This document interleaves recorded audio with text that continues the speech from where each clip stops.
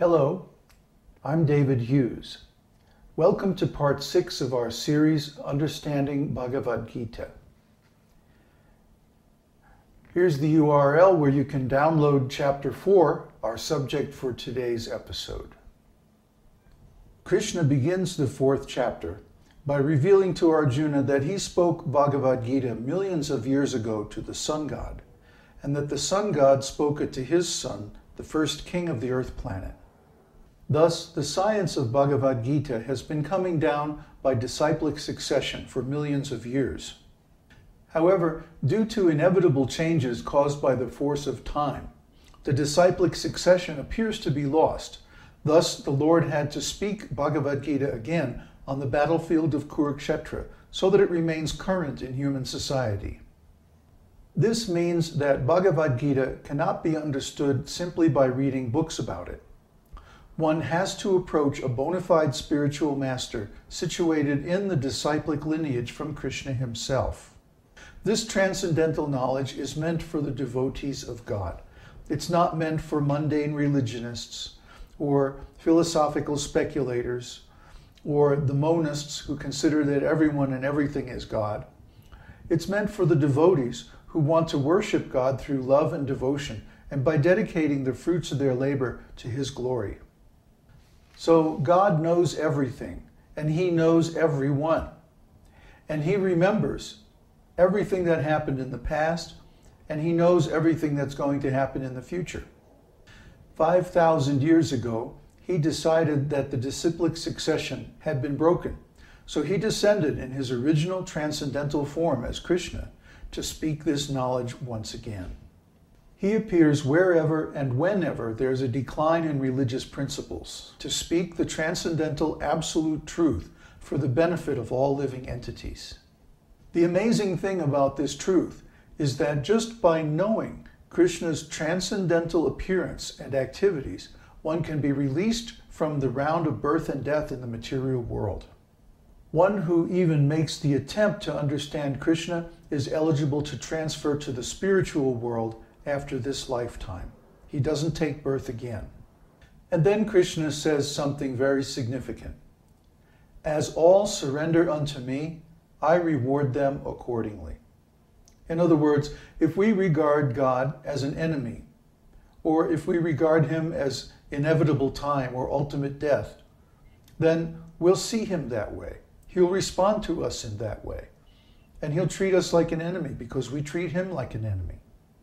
But if we regard God as our eternal friend, as our benefactor, and as the giver of all rewards and benefits, especially in the afterlife, He will respond to us like that, as a friend and a helper.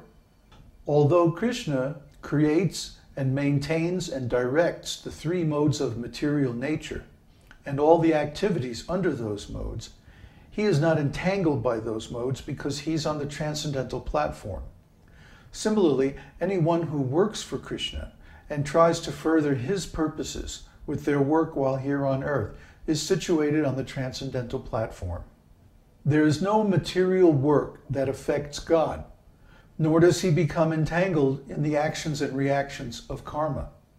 Similarly, anyone who works according to Krishna's principles of karma yoga as given in the 3rd and 4th chapters of Bhagavad-gita is also not entangled by the reactions of their work.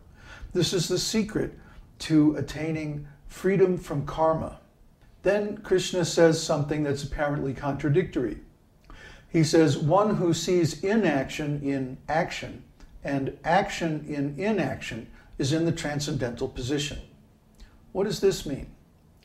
It means that one who dedicates all his energy and work to the Lord, even though he's engaged in action, is actually situated in inaction because he doesn't accept the results of his activities for his own enjoyment. Therefore, the Lord relieves him of all the reactions to that action. So it's the same as doing nothing at all.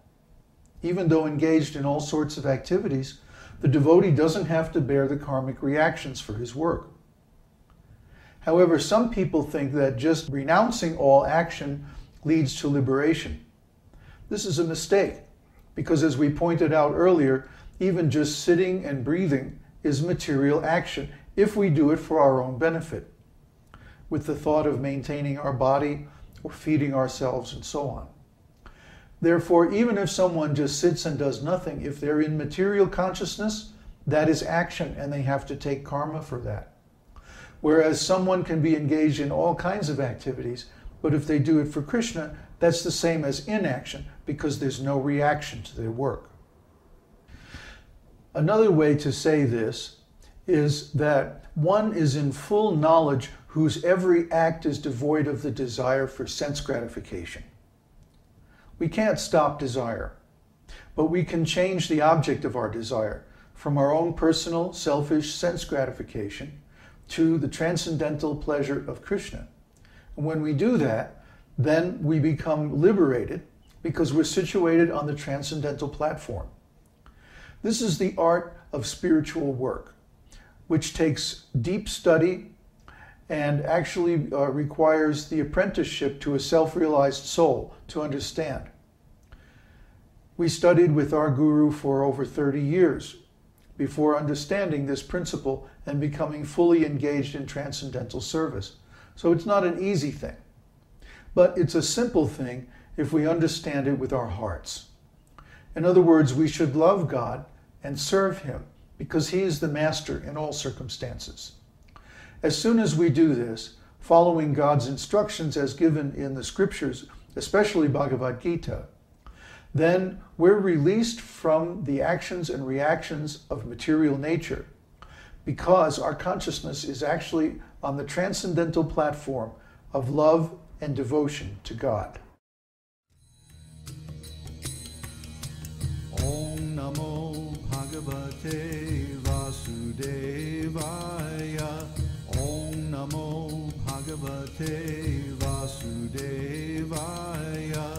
Om Namo Bhagavate